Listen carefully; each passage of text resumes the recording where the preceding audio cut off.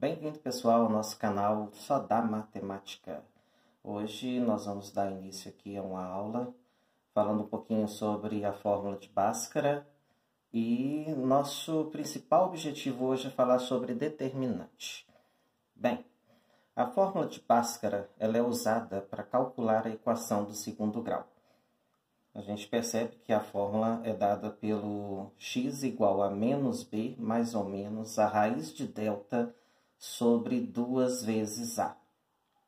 Bem, o que vem a ser então determinante? Determinante é esse valor de delta que está aqui dentro dessa raiz que pertence à fórmula de Bhaskara. Então, para isso, o que a gente costuma fazer, que eu acho mais fácil?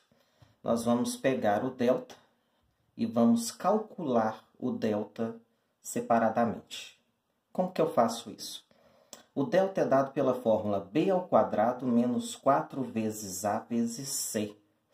Na primeira aula de equação do segundo grau, a gente aprendeu a separar quem são os coeficientes. Então, automaticamente, a gente aprendeu a separar quem que é o a, quem que é o b e quem que é o c da equação do segundo grau. Bem, o delta ele também é chamado como discriminante. Delta é uma letra do alfabeto grego, né? E ela é representada, então, pela fórmula b ao quadrado menos 4 vezes o valor de a vezes o valor de c. Vamos dar um exemplo para ver como que isso aqui funciona. A gente vai extrair os coeficientes e vamos jogar esses coeficientes dentro do nosso delta usando essa fórmula para a gente descobrir, então, qual que é o valor de delta para a equação que for dada. Bem, vamos dar um exemplo aqui. Vamos pegar a equação 3x ao quadrado menos 7x mais 4, que é igual a zero. Na primeira aula de equação do segundo grau, a gente aprendeu, então, a tirar os coeficientes. Então, vamos fazer da mesma forma que a gente aprendeu. Vamos separar aqui o a.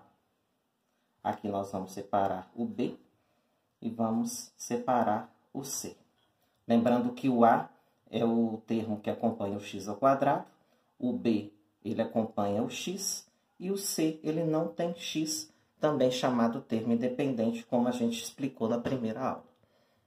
Ok? Então, vamos pegar agora a fórmula delta b ao quadrado menos 4ac para a gente descobrir, então, qual que é o valor de delta para essa equação. Vamos separar aqui primeiro agora a igual a 3, b igual a menos 7. Importante essa informação de separar junto com o sinal.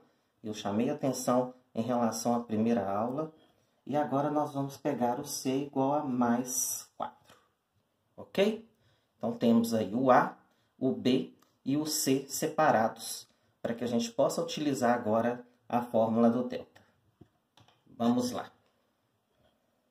Delta é igual a b ao quadrado. Então, nós vamos vir aqui no b. A gente vê que o b é igual a menos 7.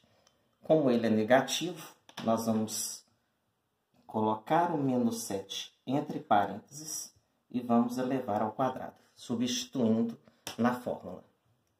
E vamos dar seguimento. Menos 4 vezes. Então, menos 4 vezes. O a. Quem que é o a? A é igual a 3. Então, eu vou ter que colocar o 3 aqui agora. Vezes o c. Quem que é o c? O c é o mais 4. Como ele está positivo, a gente não precisa preocupar. Eu vou até colocar o sinal aqui no mais 3 também. Não tem problema se colocar ou se não colocar. Não faz diferença. Então, vamos colocar aqui, ó, c mais 4. Não precisa do sinal. Basta colocar o 4. Certo? E agora nós temos aqui uma expressãozinha para a gente poder calcular. Vamos ver. Delta é igual a 7 ao quadrado menos 7 ao quadrado. Ou seja, como o menos está dentro do parênteses, quando eu elevo ao quadrado, eu elevo tudo. Ou seja, o menos ao quadrado, 7 ao quadrado. Menos ao quadrado dá mais. E 7 ao quadrado dá 49. Para quem tiver dúvida, depois eu explico por que menos ao quadrado é mais. Vamos continuar. Menos. E aqui nós temos uma série de multiplicações para serem feitas. Como a gente percebe, então, 4 vezes 3 dá 12. E 12 vezes 4 dá 48. Então, sendo assim, nós podemos definir agora que delta vale 1. Positivo. Ok? Bem, o que é importante a gente saber em relação ao delta, em relação ao discriminante?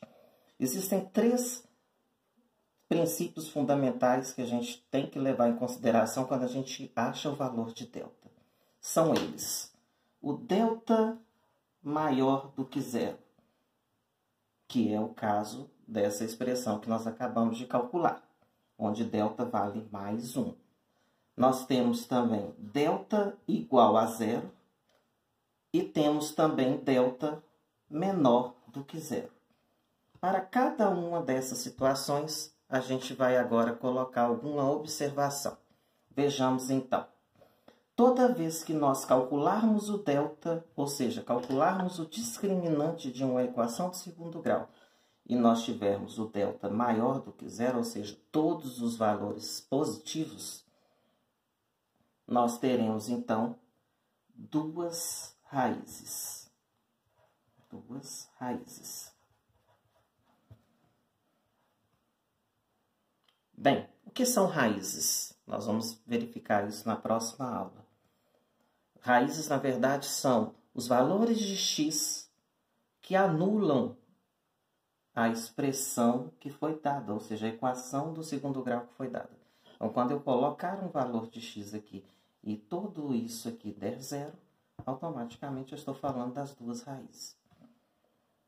Bem, quando o delta é igual a zero, nós vamos ter apenas uma raiz. E quando nós tivermos delta menor do que zero, a gente vai observar que não possui raiz.